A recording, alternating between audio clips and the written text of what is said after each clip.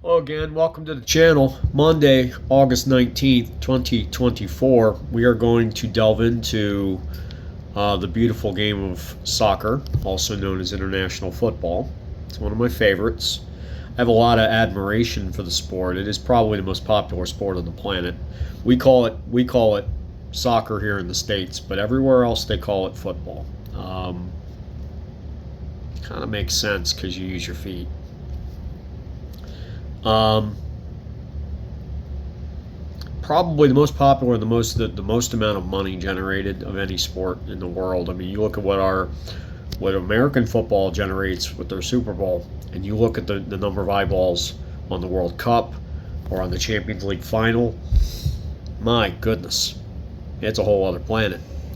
Um, these are people that, generally speaking, they probably play once or twice a week, depending on the level of the team in club play, and they're running 5 miles a game. You got to have mad respect for that. It's one thing to run 5 miles a day. That's pretty cool. But imagine also running around with agility drills in between. So it's one thing to run a 5, 6, 7 miles a day, and then you're done. And that, mad respect. But then you're also doing all the agility. You're trying to kick. You happen to be under complete control, down to where you're putting your toes, like when you're at the highest of levels. That is it's the best there is, man. That's an amazing sport. So I have a lot of respect for it. So I want to talk a little bit about how that's being run. Um, as I've done in the other sports, I'll kind of go into the levels and how things are going. I think things are going very, very well. Youth soccer, particularly in Europe and Africa, it's pretty much just about all Africa has. Countries like Nigeria, Kenya, the Northern Rim, Algeria, Morocco, places like that. And you look at Latin America, the kids. I mean, they can be living in a mud hut, but they got a soccer ball, and that's their ticket out. Almost like basketball is in the inner cities of America. So some of them do get out. Some of them play barefoot. They don't see a pair of soccer cleats until they're out of high school. They're at college age, and they're signing professional contracts. So it's an interesting world. So the youth leagues are doing very well in the United States. I would say where it's more of a developmental thing. I think that we're looking at really need what they need to be doing, and I think they did a great thing bringing Pochettino is going to be the new USA Team USA manager, and he has a very long background. Has won some silverware, but good manager.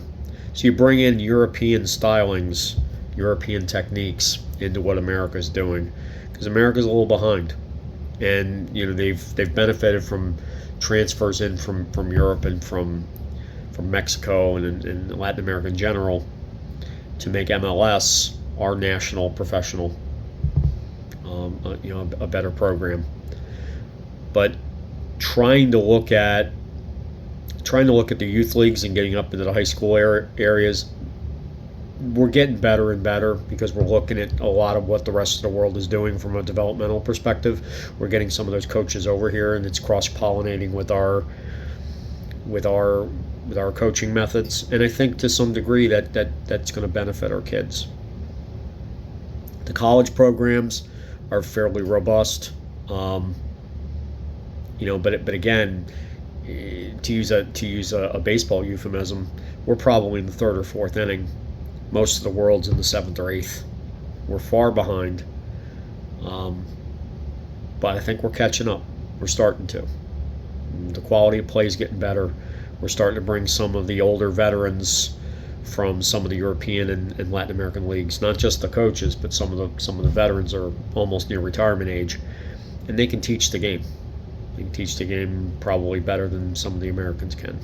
So that's going to benefit. Professionally, we're starting to see a lot more movement in and out of the United States. So MLS being on the men's side, the NWSL being on the women's side, and they're getting more, like, there's private equity coming into that space. MLS has been around longer, and they're doing okay. They've got good sponsors. They got Audi. They've got some good highbrow sponsors. NWSL is bringing some private equity in. Their marketing's really, really good.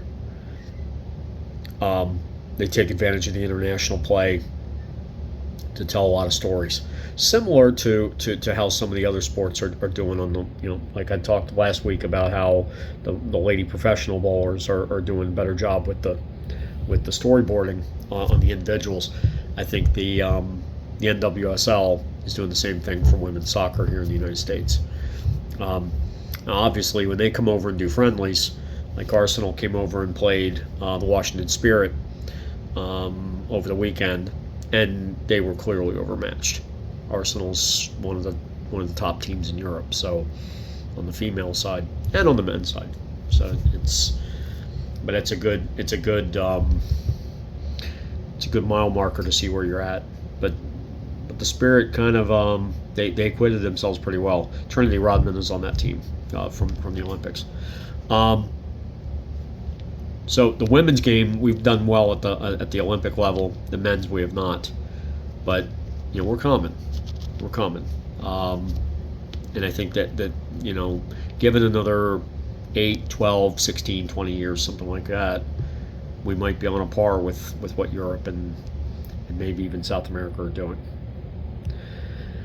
So when you really look at it, the game really is not a U.S. game. Right now it's a Eurocentric game. So right now, if you look at the professional where the best professional soccer is being played, it's being played in the Premier League in the UK. They have divisions that go down. You have the Championship. You got and all the way down. But the Premier League is number one. They started in 1991.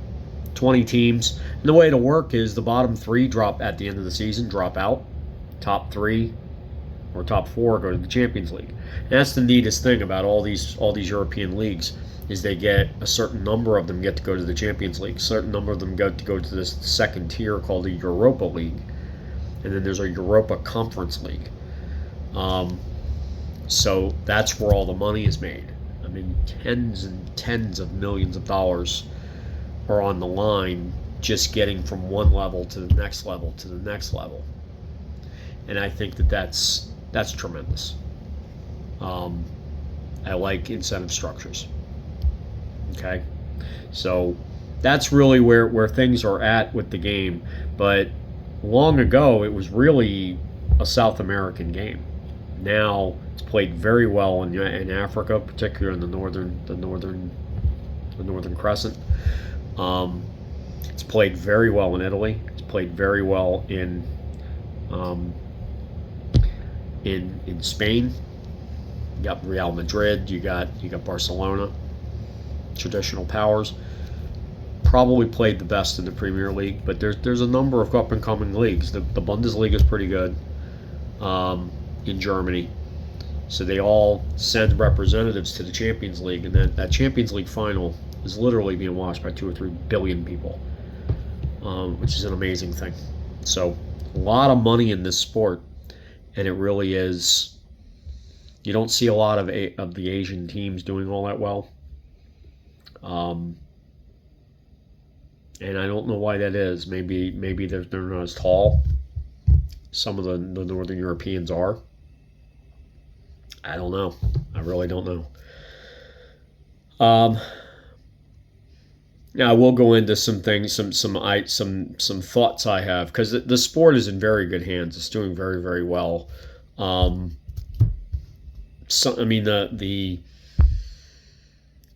managers of the teams are such great characters.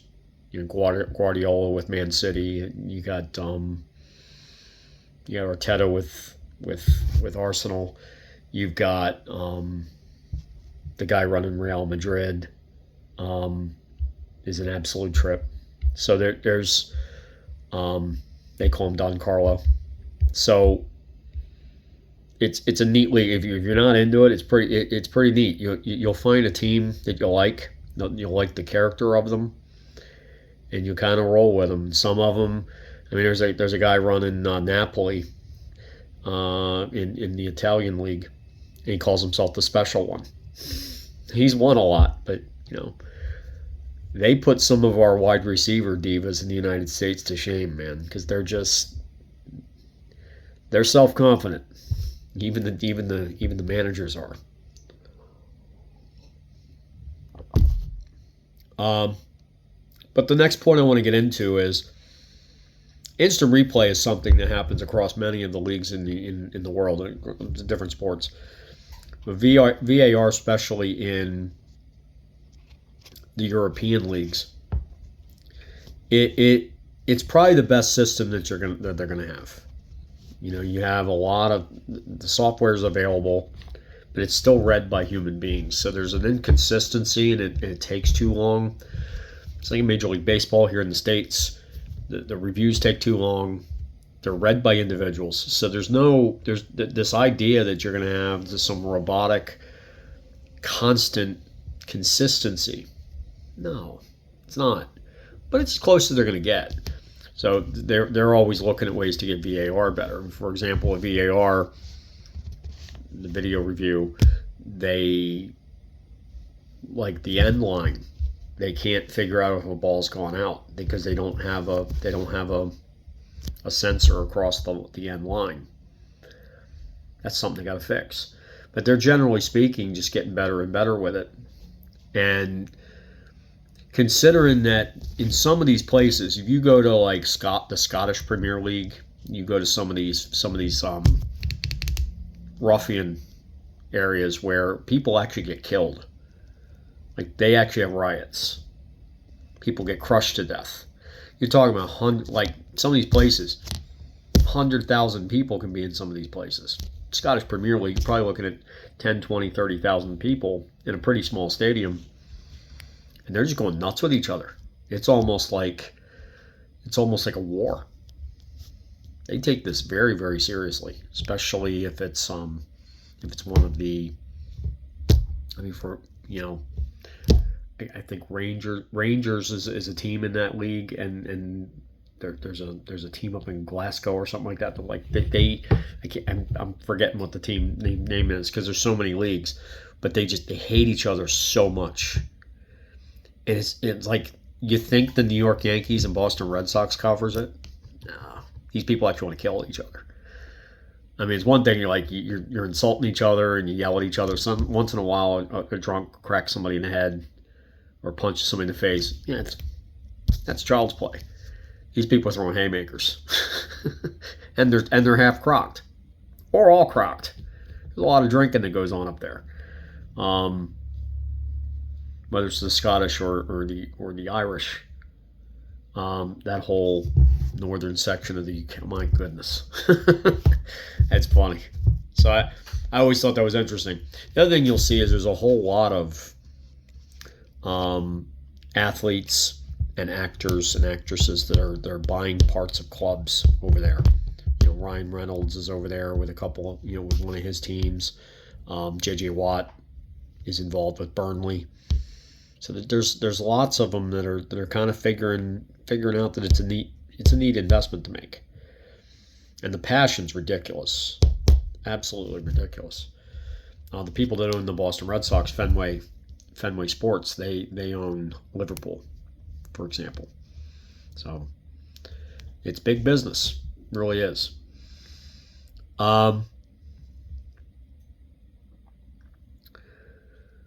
And I will come back to how the finances are run in a minute. But the next point I really want to make from my notes here before I meander too much, one must know himself, right? The constant refrain that you're hearing now, and I actually agree, there's too many fixtures. They call a match or a game, they call it a fixture. There's too many fixtures. You have international breaks. You have tournaments, and you have cup play. Like they've got the FA Cup, they've got the League Cup, also called the Carabao Cup, and they're trying to win the Premier League. If it's in England, for example, I'll just start there. And they're trying to win the Champions League. If you're loaded up and you're one of these elite teams, you're looking at 55, 60, 65, possibly even 70 games, 70 fixtures. And you really don't have a lot of people on your bench. That's an awful lot of miles on these legs.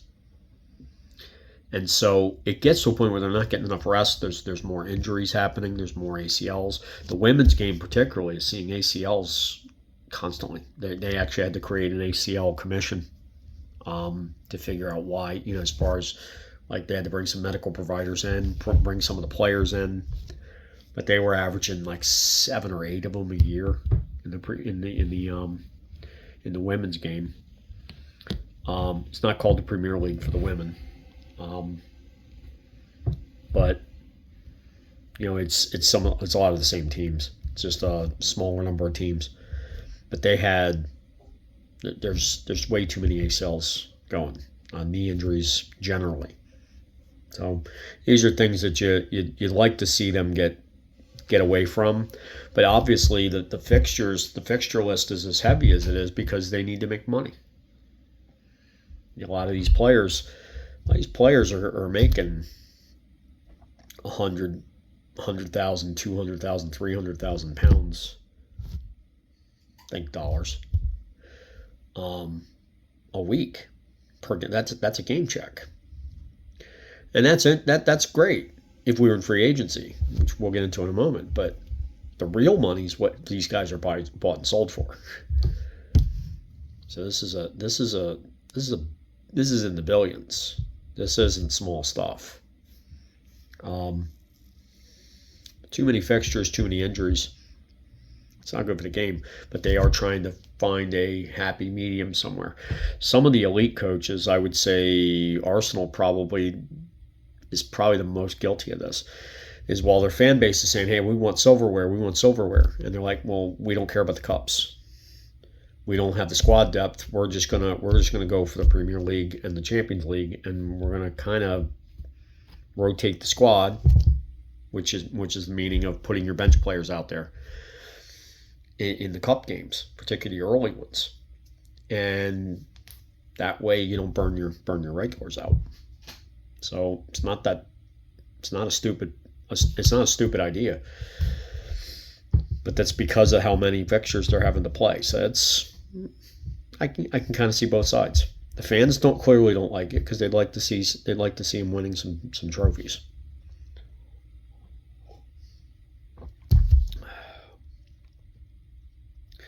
Your next piece is kind of getting into the financial part of it, and that is that what we're used to in the States is something like, and free agency only happened in the United States in the 1970s.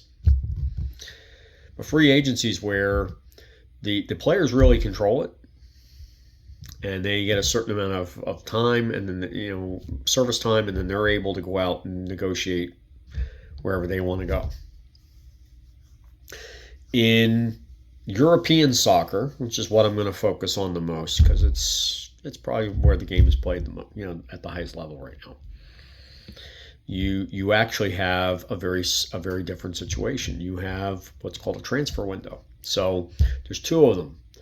We're in the middle of one now. It goes to August 30th, and then there's a winter one in January. And the seasons really starts. It just started this last weekend. And we'll go all the way through, like the Champions League final is like the beginning of June. These guys play a long time. So the transfer windows are the only times that you can sign players and you can move players across. So that you can do one of 2 things. You can loan a player out and get a fee, or you can transfer a player, which means you have to buy the player. Now you can finance that. You can create terms with that other club and space out the payments or whatever. But a lot your high end strikers, your high end midfielders, you're in the 80 to 90 million euros for a transfer fee, and then you may pay that over 3 or 4 years or 5 years, or sometimes if the player's really really good, you might have to pay most of it up front.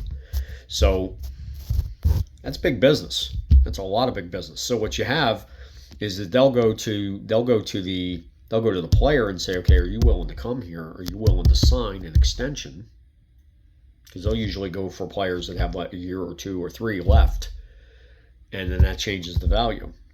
The closest they are to being at the end of their contract, the less value. So a lot of clubs will wait until the guy's about a year out, so that transfer fee is less. But they're going to go and say, okay, we need an extension. We're going to sign you. So we're going to throw out 30, 40, 50, 60 million euros. We got to know we're signing you. So you're talking to him. Is he amenable? Women do the same thing at a much lower level, but they're coming on. So we're mostly talking about the men's game at this particular perspective.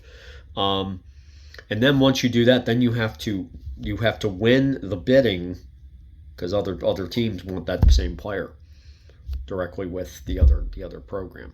So when you get an idea there, then it gets into a lot of blocking and tackling as to the strategy, throwing people off the scent. There's lots of, we have our Adam Schefters over there that Fabrizio Romano is the guy that like everybody's like they're waiting for him to say the words "here we go," and that means that it's official. But there's guys out there that are just like Adam Schefter. They're basically on the phone and yapping with everybody to figure out where the transfer market is going. It's a fascinating process. I'm not even sure which one's better. I'm really not. Because in America, you're looking at football, the guys are free agents, yeah, but they don't give guaranteed contracts. Some of them do. Some of them get partial. A lot of them don't get guarantees. So that's not truly athlete centric. But they also have a what do you call it? A salary cap, which inhibits the amount of growth. What happens with European soccer is the only inhibition is called financial fair play. So you have to have a certain amount of profitability. You can't just spend ungodly amounts of money from outside the country and just buy players, because it will make, with the lack of a salary cap, you have to have something that caps the money at some point. And so that's what they've done, is they've really decided that they would, instead of a salary cap, they will look at financial fair play. There are always lawsuits going on as to who's messing with it and everything else. And at the end of every year, when the books are done, June 30th, you're really looking like that weekend. You're starting to see all these people starting to sell because they need to get sales. You have to sell something before you really go out and buy something. Because if you don't make those books match, you can be up for losing a lot of wins, like what they call points deduction. You get 3 points in the standings. You get 3 points for a win, a point for a draw, nothing for a loss. They do a points reduction. It can cost you a relegation. That's another neat thing that this sport has. Like I said up in the front, is the relegation aspect. So wouldn't it be neat if in American sports, if a team was tanking, right? Let's say how could you pick anybody but the Oakland A's? Okay, the Oakland A's are tanking. They decide they're not going to spend any money. They suck. They suck on purpose. Great. You're now a AAA team. And you have to win. You have to be in the top 3 or top 4 of the AAA league for you to ever come back. And if you don't do it, you're just going to stay there. That's pretty cool. I actually really like that. I would love to see American sports do that. If you have a solid minor league contingent stovepipe, and you're basically saying, hey, you don't want to compete at this level, you want to play games with the money, that's fine. Relegation, you go. And maybe we'll see you in 5 years, because it's really hard to get back. So these guys don't tank. We don't have the process. All right? We don't do that stuff like the Philly 76ers did. You don't tank. You tank, you're done. And the revenue is really small when you go down levels. You go down into the championship from the Premier League, and the money is ridiculously different. And you're not staying at the Ritz-Carlton anymore. You're staying at Motel 6. It ain't fun. So that is not what you want to be doing. I really, really dig that. I think getting rid of the ability for a team to tank in any sport, I think it's fantastic. That's the one thing over in Europe I really love to see. As for the free agency versus the financial fair play, I think it kind of, and salary cap versus financial fair play particularly, I could see both ways. I'd like to see some moderation in towards, generally speaking, in sports where there's a lot more. You're paid a lot more for your performance than just to get your name on the contract. So you're paying for past performance. I'd like to see performance incentives be a larger percentage of the average player, whether it's in Europe, European soccer, American football, baseball, whatever it is. Make it incentive laden. Not a little bit incentive laden, mostly incentive laden. Have like a base contract, a base salary based on the number of service years, and then everything's incentives. And not just how many home runs did you hit, it's how few strikeouts, how many, did you make the All-Star team? Did you make the playoffs? Did you win? Make some of the team aspect to it, so it isn't just let me see how many home runs I can pop out. Or in football, how many touchdown passes can I throw? Or whatever else. It's, you don't want it to be individual completely. You want it to be a little bit of team and a little bit of individual, so the guy gets paid. But have a nice base based on the years of service.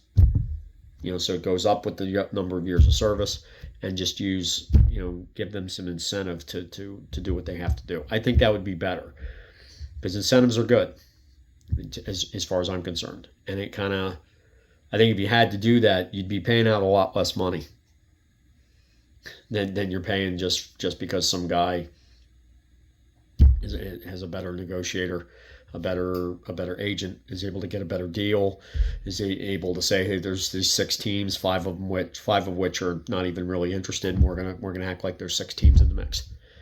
Those kind of games.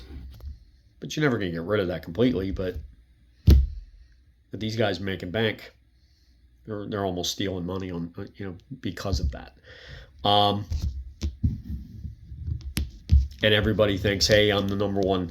When you go to the NFL, I'm the number one quarterback now. Okay, great. And the next guy, just because he's the next guy, thinks he needs to have number one money. I said that back in the NFL or in the football perspective. But generally speaking, I just like incentives in sports. And I think that the incentives are interesting in European soccer, European football. I think that we should maybe learn a couple of things from them. I really, really do. I think that would be fantastic. One last thing that's a worry is the Saudi specter. The Saudi leagues are coming in, and they don't really have a lot of these same rules, and they're coming in and splashing a lot of cash. And the political unseemliness of dealing with the Saudis is one thing, but they literally abuse the players. They don't realize it. They're just starting to realize it now. And it's where aging veterans go to maybe work on their tan. The guys that still want to play maybe go to the MLS in America, or they'll go, to one of the South American leagues, like Liga MX in Mexico, or something of that nature. But the Saudi money is ridiculous. There's a lot of it, and they just don't have any rule. They're not subjected to any rules, but they want to be considered. They want to be considered, part of Europe or part of Africa, and they really can't be, because they don't follow any rules. There's no rules that bind them to Africa or bind them to Europe. They shouldn't be in the Champions League. They want to be, but they don't follow any rules, and they're disrupting, just like Live Golf is in the game of golf. So much so that they ended up merging with the PGA. So to me, it's a negative thing to have this free radical out there that all they're doing, they're not changing the sport. They're just throwing money. If they're changing the sport for some amount of good, to be great. But they're not. They're just throwing money and throwing money and throwing money. And it's kind of disgusting. And like I said, some of the things they do to the wives, some of the things they do to the players, ain't that cool. So that's something that we're watching as a potential negative. But if you're not into international football, I tell you, some of the best athleticism that there is. There's a lot of great things going on in the game. I think you'd enjoy. I got converted to it several years ago, and it's neat because it's the degree of fanaticism, and that's what fans are, fanatics, right? The fanaticism just is unmatched. Remember when I first started watching, and Real Madrid would come back to a hotel, or Barcelona would come back to a hotel, and they're showing aerials, and there's people everywhere. Like there's thousands and thousands of people just to see them come back to their hotel. Just puts a different spin on it, man. It is a fanatic driven sport, and people just go nuts. They go absolutely nuts. But it's a cool game, and it's inhabited by some of the best athletes in the world, quite frankly, because of some of the things that they can do. So I will leave it at that. I would love to hear more. If you have some experience in that sport, if you've coached it, if you like watching it, whatever. I would like to hear more in the comments section. So engage with the channel whenever you can. And you know how this works. It's like, comment, subscribe, hit the ringy dingy, say all. Get all the digital goodness into your inbox, which will make your life super fly spiffy, lickety split, or your money back. I will look forward to seeing you next week. But please send the channel on, share it, try to help me build some community here. I'd really appreciate it. Till then, we'll see you next week. See ya.